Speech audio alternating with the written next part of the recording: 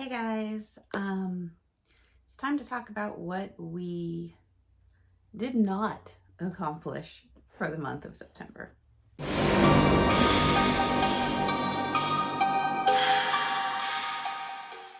Hey guys, if you are new here, welcome to the Book Path. I'm Nicole, and if this isn't your first rodeo, thanks for sticking around. We're just gonna come out and say that we didn't finish our courses. I was sick for probably about a week and a half to 2 weeks out of the month, and some family stuff was going on, and it was kind of one of those when it rains, it pours months. Plus, we had the getting ready for Helene coming our way. Luckily, we were all safe. It actually didn't hit us as hard as it had hit some other areas. So we were fortunate in that sense. But with all of that going on, not a lot of reading was going down. So there are going to be some things that we're going to kind of do to, I guess, continue it and make sure that we do get our courses done. So let's go ahead and get into what was kind of going on. So first and foremost, I was going for my female character, Azraelyn, for her herbologist degree. And she needed a Q or a qualified in the alchemy club courses. So the first one was to get her O levels, and that was to read a book to make you emotional. Originally, I had picked Archer's Voice by Mia Sheridan. And as we were going to this month, I started reading it, and I got about maybe 10 pages in where it was already pretty heavy. And I was just like, I'm just not in the mood for something really heavy right now. So I ended up switching it out for a different emotion, which would be humor and joy. And that brought about reading Apprentice to the Villain by Hannah Nicole Merritt. This is book 2 in the Assistant to the Villain series. And bring about emotions, joy, and laughter, and everything positive.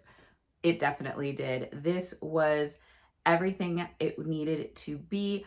I know that in the first book, I think I gave it a 4 stars because I just wanted a little bit more of that push and pull that they were giving each other in their kind of little growing romantic relationship.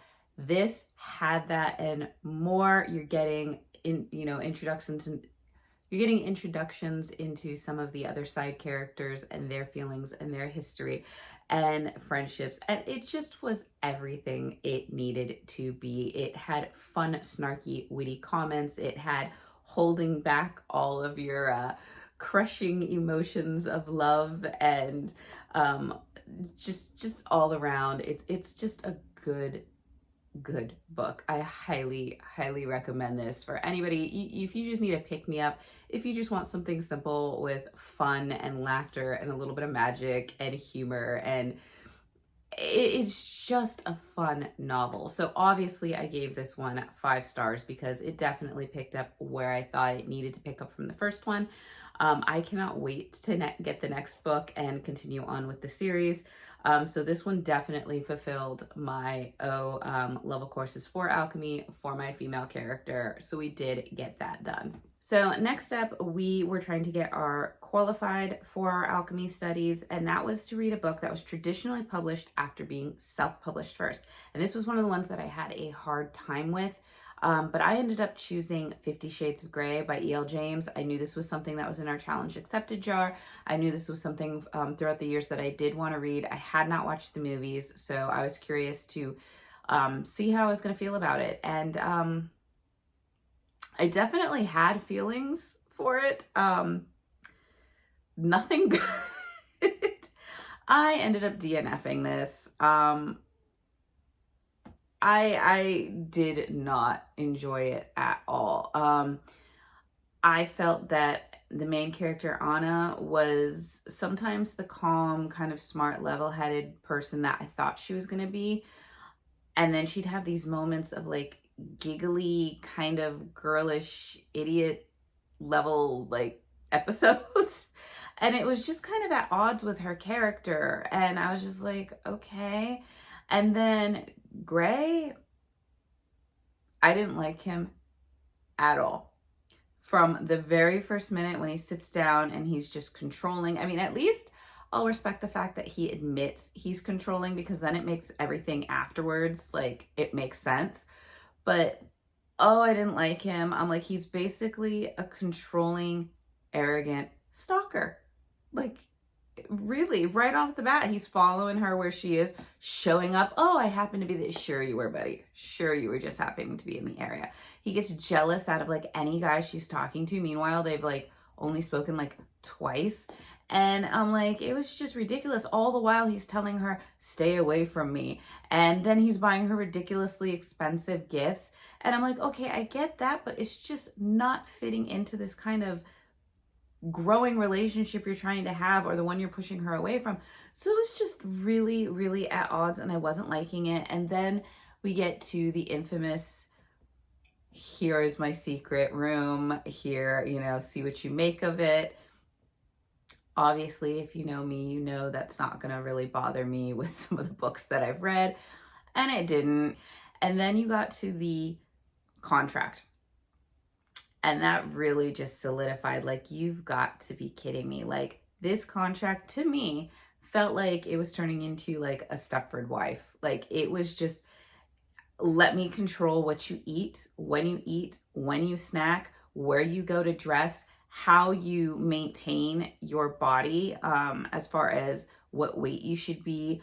I'll get you a trainer, what spas and salons you can go to, how to be, how certain areas of your body should be groomed, everything down to details on this. And I was just like, so you basically are handing over control over every aspect of your life in an effort to be with him, and you have a separate room, he has a separate room, you have to live with him, you have to be like, I mean, it took control to a whole new level. Like, it was just like, I was like, there's no way ever I would ever sign anything like this. And I don't know of any logical woman today that would sign something like that. It was ridiculous. And I'm like, and it was just like, and then she's just like, yeah, sure, I have no qualms about signing it.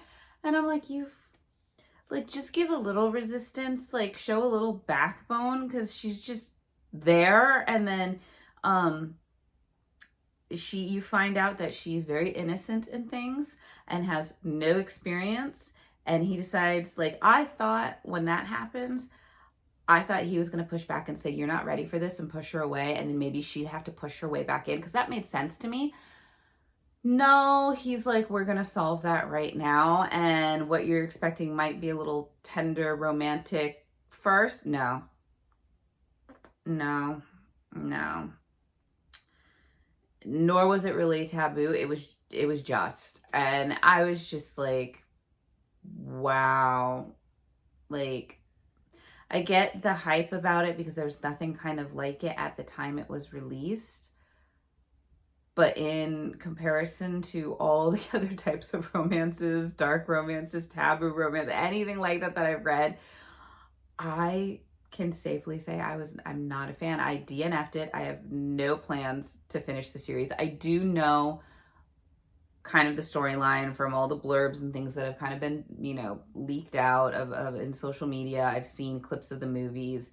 I know his kind of backstory. So knowing that and seeing how it's written, and that it's just really kind of repulsing me almost, I'm not a fan. I might watch the movies at some point just to say that I've finally watched it, and maybe the movies will be a little bit more tolerable than the book. But yeah, it wasn't for me. So I ended up using a scroll of closure. I did end up using some guild points.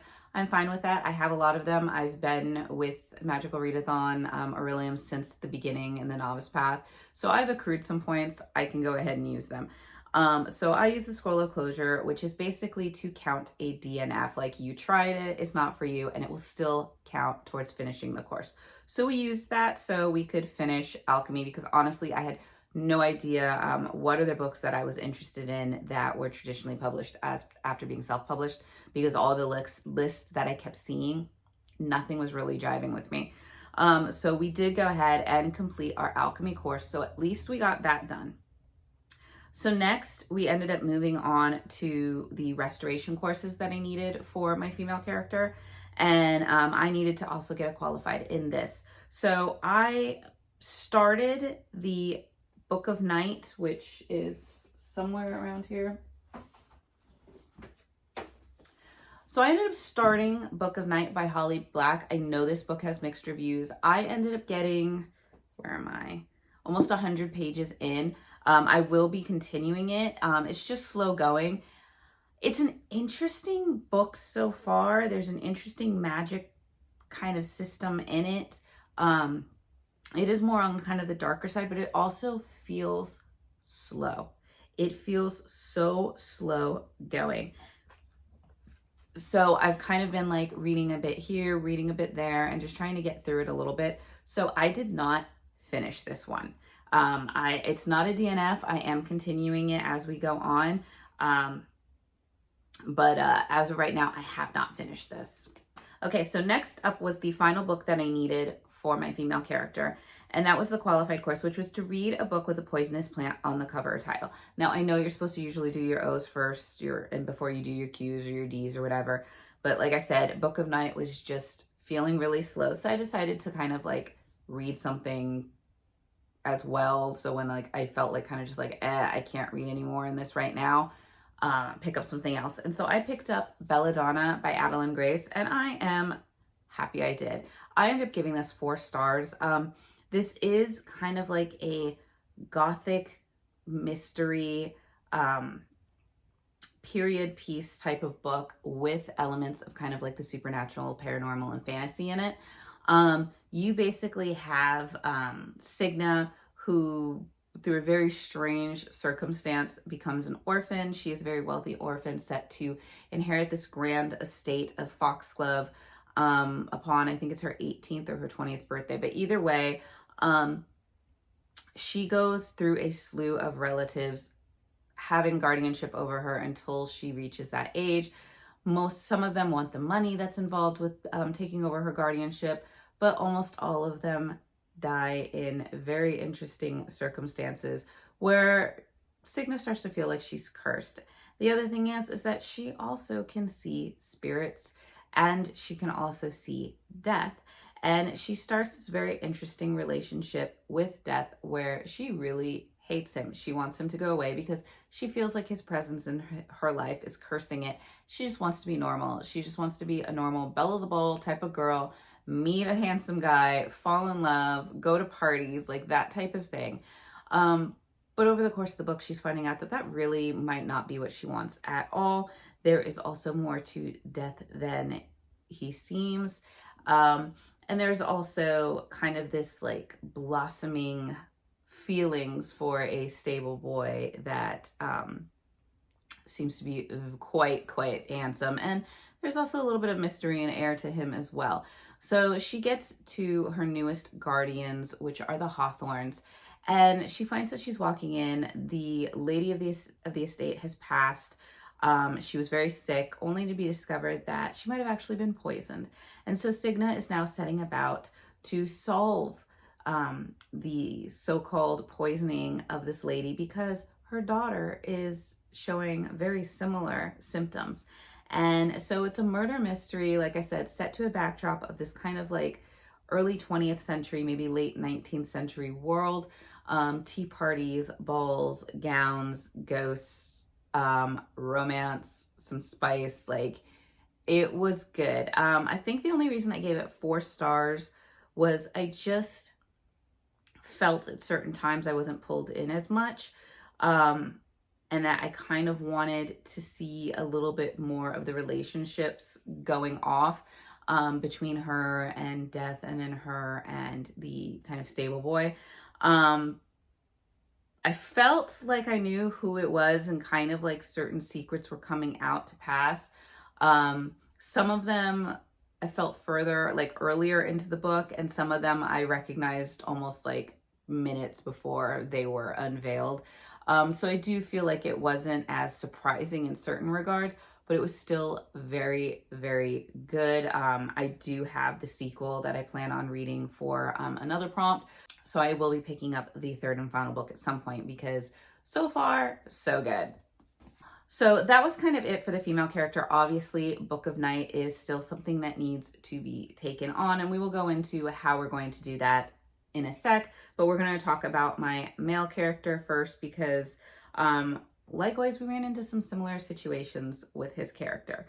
So we needed to get an O in Elemental Studies, and for that was to read your fave scent on the title, cover, or author. For this, I was going to read Orange Volume 2, but it was on hold and it wasn't coming out to this day. It still is not ready to be checked out. I am on the wait list, but it hasn't come to me yet. So I will be switching it out with the Southern Book Club's Guide to Slaying Vampires by Grady Hendrix. This is also for my seasonal spooky challenge.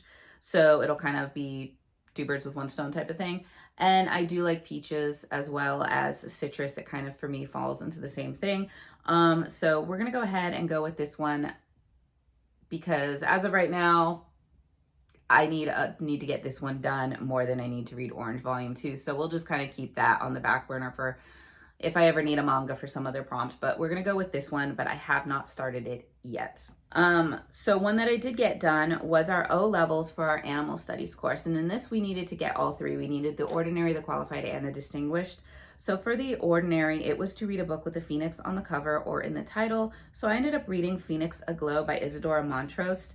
This is kind of like the first in this kind of Phoenix romance series. It was a short read. And with that, it ended up being 3 stars for me. A very low 3 stars for me, mostly just because it didn't feel flowing. Throughout the reading of this, it was kind of glimpses at little scenes, and the scenes kind of fit together to build the story.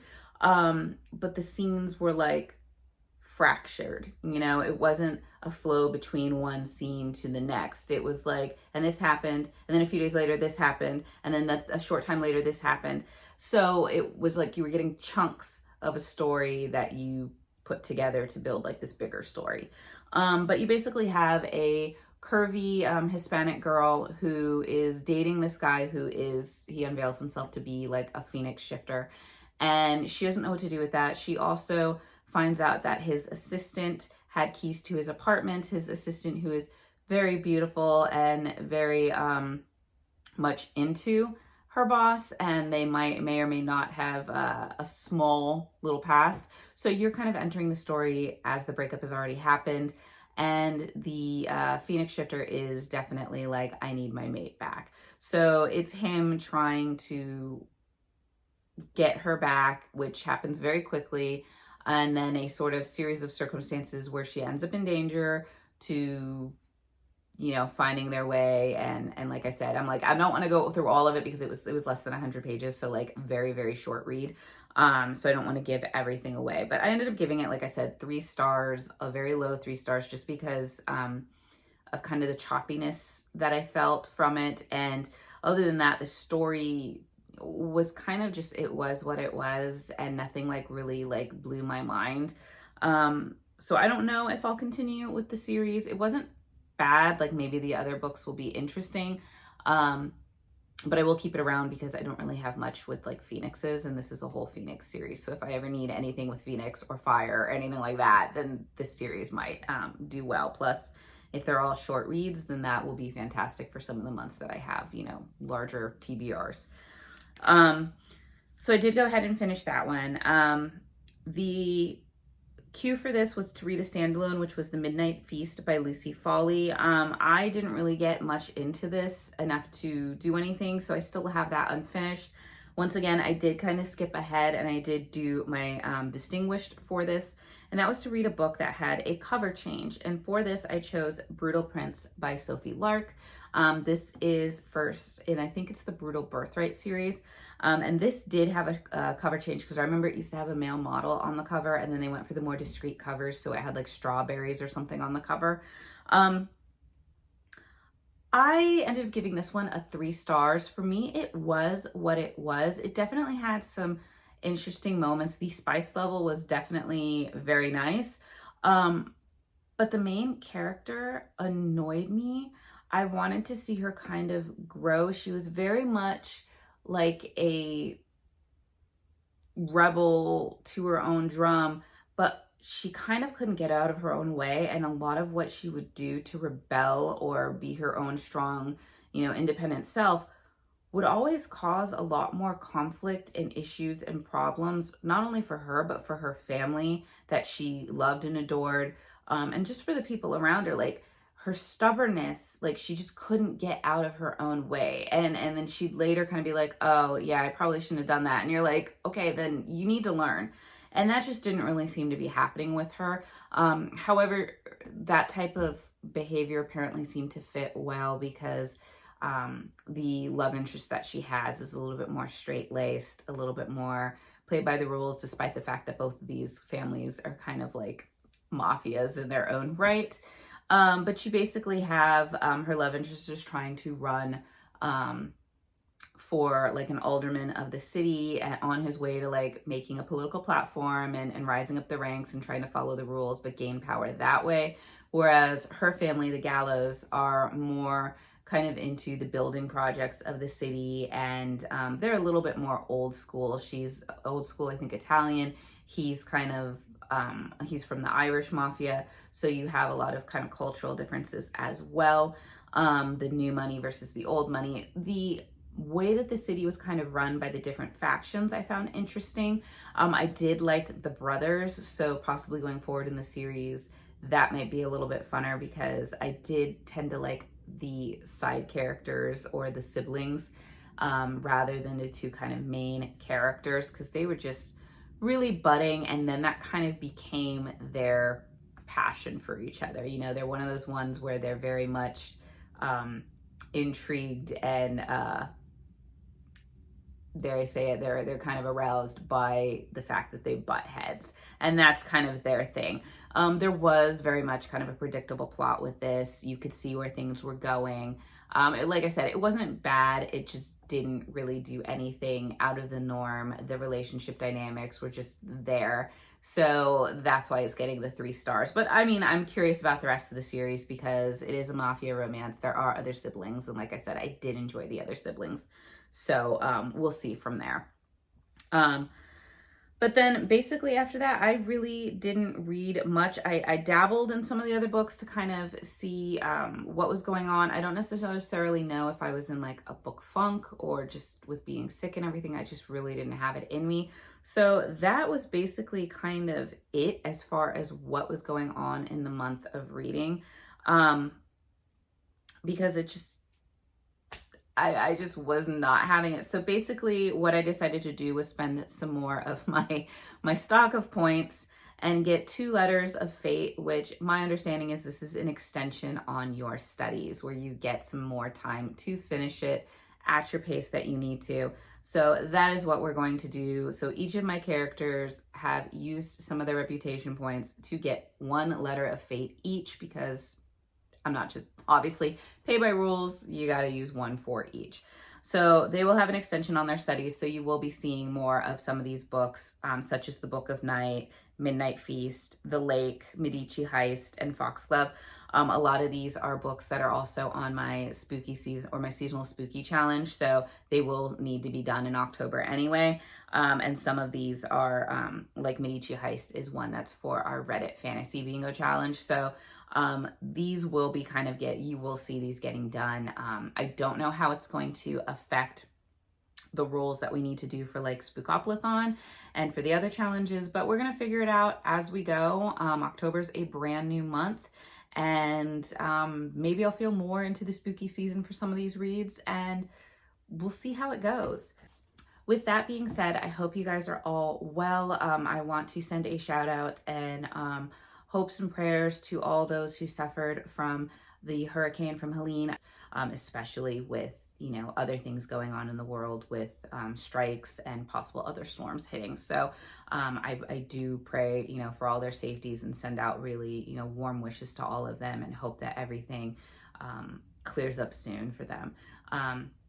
But with that being said, I hope you guys are all doing well. I hope you guys aren't getting sick. If you are getting sick, I hope that it's very mild for you and that you get quick recoveries.